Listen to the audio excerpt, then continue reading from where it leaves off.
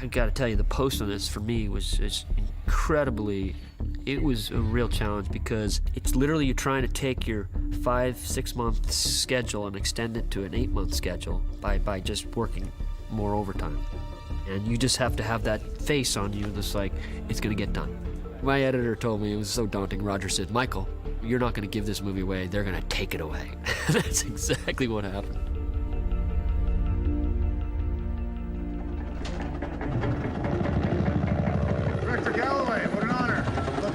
But you gotta be in the classified access list. I am now. Presidential order, Major.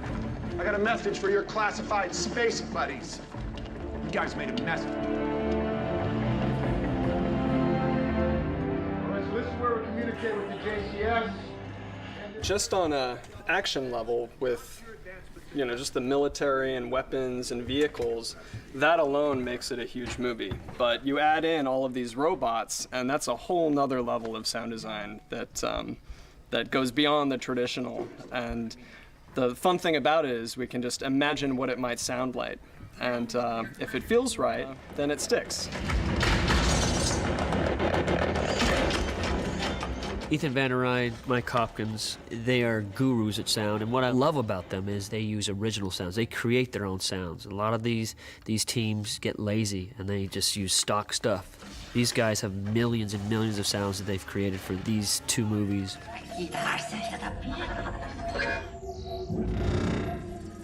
The sounds you hear should reflect their characters. So if it's a bad guy, sound-wise, you should instantly be able to tell that's a bad guy.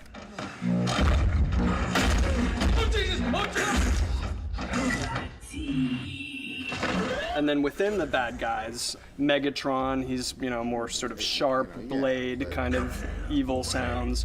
The Fallen, we've played more organic, like he's got actual organic material, so more sort of crunching sinew and tendons, and his armor is wet. And then the Autobots, the good guys, Optimus is based on air and air movements.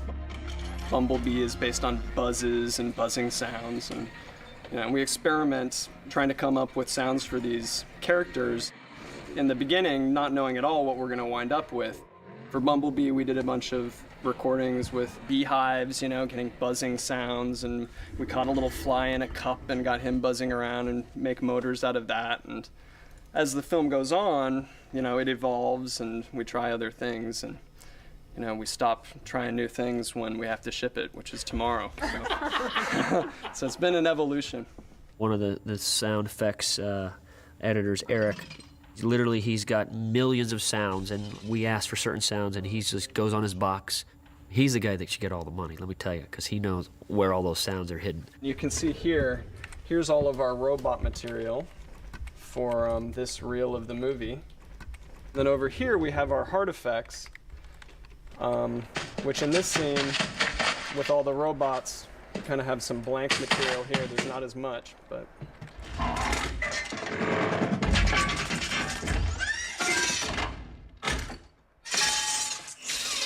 Essentially, we have 23 pre-dubs, and one pre-dub is a 5.1 surround sound mix of a certain food group of sounds.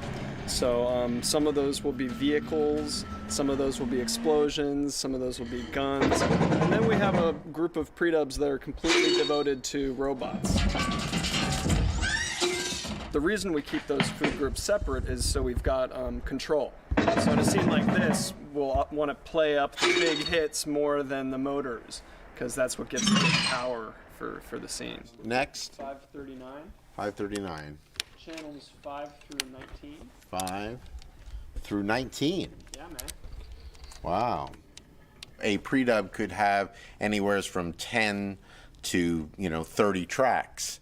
For a pre-dub.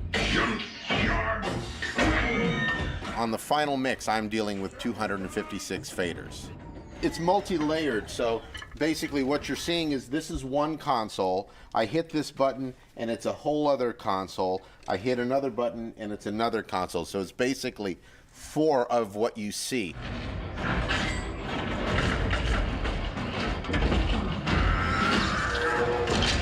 You'll hear, here, the way we've sort of created the sounds is we're making rhythms. And somehow subconsciously it feels more real too. When your mind hears a rhythm, it feels natural. So we spend a lot of time getting things to line up just right and create a ka-thung or a bum-bum-bum.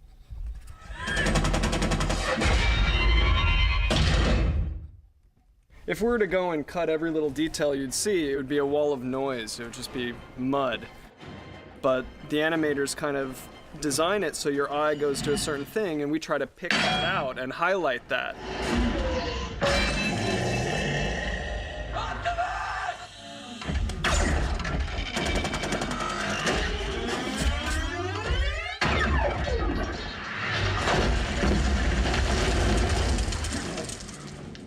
Let's try this. Give that a shot. Eric's been cutting new things we see. He's cutting, and we have to, implement that into the mix. And it's what is called my effect sweetener stem is busier than most effect stems in most movies. I mean, there's that much material being flown in during the final mix. Sam, where are you? You're so weak.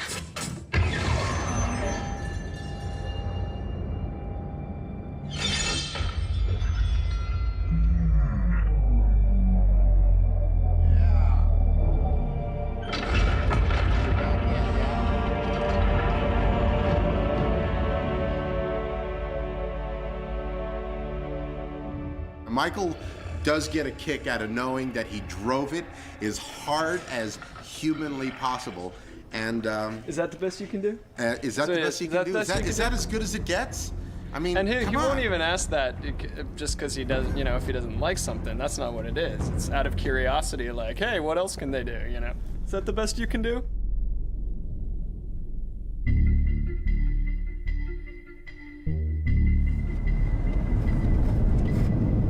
We're going to some digital center that they set up with my Company 3. Company 3 is where I've done my telecity. And he has a satellite office out here. And they've set up some special high fiber cable line, I'm not sure, so that I can actually check my last couple visual effect shots from ILM.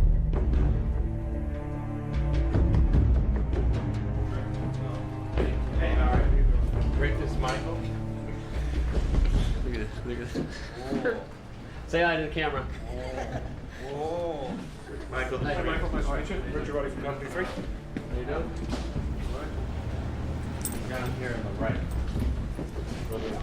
Stefan's on video. Stefan, Yo, where are you? Here, look here, look here.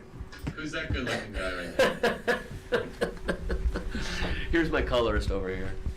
Where can you see me? Yeah, I'm gonna look around for you. Hang on. I can move the cameras. All right. Well, Hang on. This one over here, Michael. is this one? No, this one right here on top. No, I'll do it. Here, I'm moving it right now. Yeah. Is this Oh, there you are. There you are. Japan, baby. Oh. All right. So let's get serious here.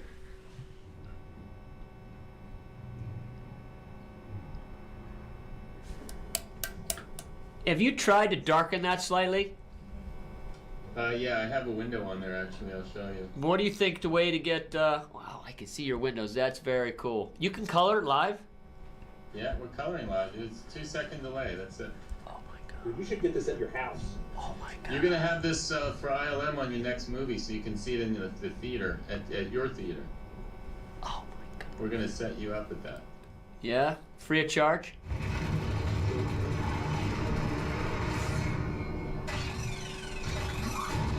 All right, freeze on his face. They did a good job, didn't they? Can you see where I'm pointing? Yes. Oh, yeah. Put a window over here. Just.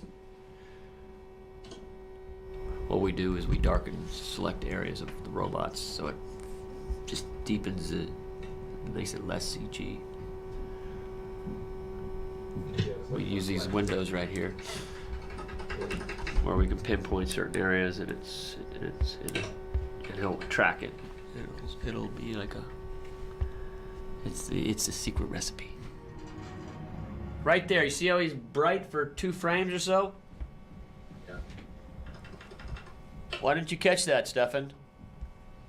I don't know. Sorry. You suck. That's why. I've known Stefan. How long have we been working together, Stefan? Since your first video. I know. How many years is that? 20? We don't want to say, do we? 17? 17 years. Yeah. Now they better have done this. This is a shot I'm wondering. Ugh, what is going on? First of all, the clouds are too defocused for one, all right? Right. All right, it's just false that way. Right. All right? They need to be... They're just not they're not matching in their blueness and whatever. They're just too dark in this thing. Right. How fast can they get going on this? I got a world premiere tonight. I gotta go to. So can we hurry up and finish the movie so we can go to the world premiere? Which is in about 2 hours.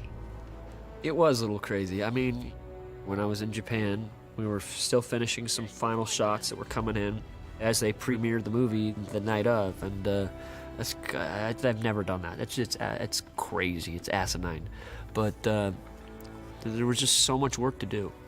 You've got to do a lot of coloring on these robots. These robots don't just magically show up, and you got to tweak the colors of the robots to the background and to try to fit it into the level of the highlight of the scene, you know, or the highlights on the actor's face. It's painstaking. What time is it? Have a good premiere. Yeah. Hey, Michael. Yeah. Hang on. Hang on 1 sec. The owner of this place wants to take a picture with you. Cool with that? Yeah. Thanks. Thank you, guys. Right here. Thanks, guys. Man. Thank you, Steph. See you, All Steph. right, See you, have man. fun. Thank you. We want to take one quick picture if we could. Thank you. Thank you. See you.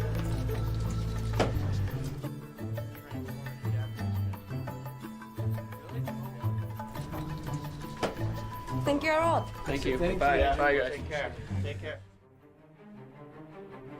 オープニング、もしかしたら何か衝撃的なことが起きる。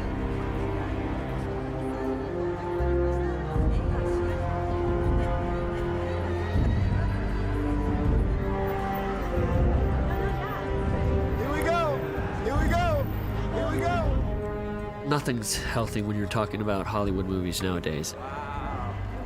Yes, it would be luxurious. Yes, we have 3 years to make this movie, but it doesn't happen. It's not real world. There's a date that's set, and you have to deal with it. The movie's gonna come out, and you know, the studio's like, we'd love to release in England early. We'd love to release in Japan a week early. And I'm like, I don't think physically it'll happen.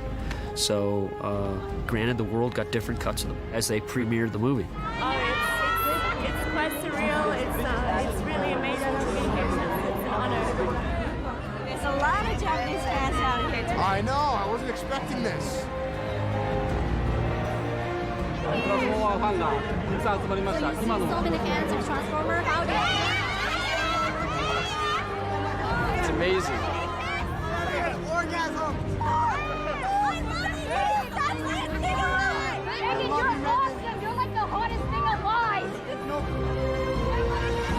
It's the most kick-ass action movie ever made. Anybody that enjoyed the last one will definitely enjoy this one.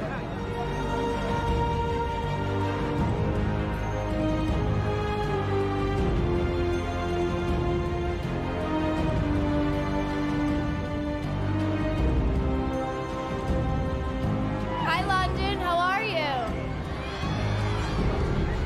The take on the reaction to the film, well, I don't read the internet anymore, and I don't read critics.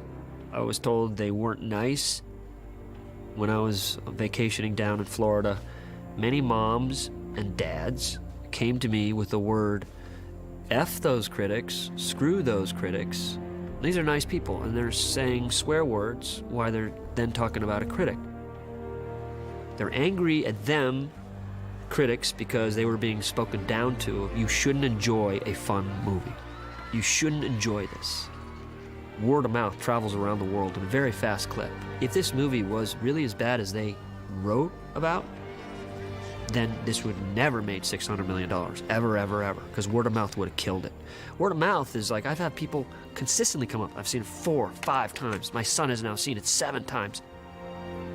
I'm not comparing this movie to Star Wars in any way, but I'm talking about the feeling that I had when I was a kid. Star Wars was like I owned it, you know?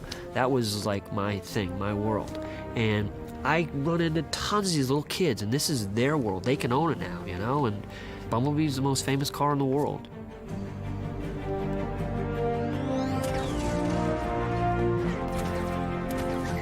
I think these critics were born with the anti-fun gene.